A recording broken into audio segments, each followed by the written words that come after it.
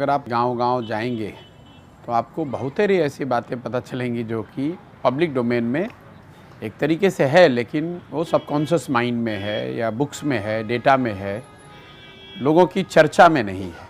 बेरोजगारी और पलायन बिहार में सबसे बड़ा मुद्दा है। इसके लिए आपको बिहार के गांव में जाने की ज़रूरत नहीं है, वो तो आप दिल्ली में बैठकर भी बात कर सकते हैं। लेकिन जब गांव में आप जाते हैं तो आपको इन समस्याओं की विकरालता का, इसके सामाजिक आर्थिक पहलुओं की समझ बनती है। जैसे पलायन है, सामान्यतः लोगों की समझ ये है कि बिहार में पलायन बहुत बड़ा मुद्दा है, लेकिन इससे ज़्यादातर गरीब लोग प्रभावित हैं क्योंकि लोग बाहर मजदूरी करने जाते हैं। लेकिन जब आप गांव में जाएंगे तो आपको पता चलेगा कि ये ऐसी समस्या है जिससे समाज का कोई वर्ग अछूता नहीं है। अगर आप गरीब घर के हैं तो आपके बच्चे मजदूरी करने के लिए बाहर जा रहे हैं। अगर आप आर्थिक तौर पर थोड़े समृद्ध हैं तो आपके बच्चे पढ़ाई करने के लिए या नौकरी करने के लिए बाहर जा रहे हैं। अगर आप गांव में जाएंगे तो आपको सिर्फ महिलाएं मिलेंगी, बच्चे मिलेंगे और बूढ़े लोग मिलेंगे। करीब 40 से 50% जो नवयुवक हैं वो बिहार के बाहर रह रहे हैं। जिन प्रखंडों में, पंचायतों में बाढ़ की समस्या है वहाँ पर ये 70-80% भी हो सकता है। पलायन यहाँ के जीवन की सच्चाई बन गई है।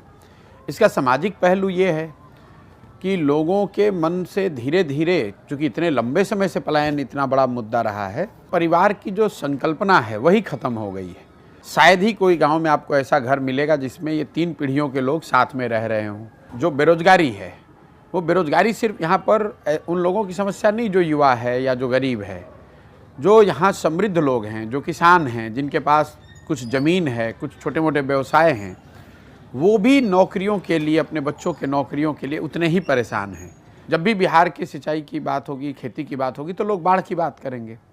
बिहार में 50% ज़मीन जो है वो बाढ़ की समस्या वहाँ पर है, यहाँ बाढ़ आने की संभावना रहती है। लेकिन जो बाकी का 50% है उसका आधा ज़मीन जल जमाव और सूखे से प्रभावित है। तो जितनी बड़ी समस्या, जितना आर्थिक सामाजिक नुकसान बाढ़ से है, करीब करीब उतना ही बड़ा नुकसान जल जमाव और सूखे से भी है, लेकिन उसकी चर्चा उतनी नहीं होती है। तो इसका कोई राज्य सरकारें जितनी आई हैं उनकी पॉलिसी में कोई झलक है कि इसका समाधान कैसे? नहीं, बिल्कुल नहीं है। क्योंकि देखिए, सरकारों में इसकी झलक तो तब दिखेगी जब समाज में वो चेतना आए, समाज में ये मुद्दा बने, तभी। देखिए, राजनीतिक मुद्दा तो वही बनता है जो समाज में मुद्दा होता है।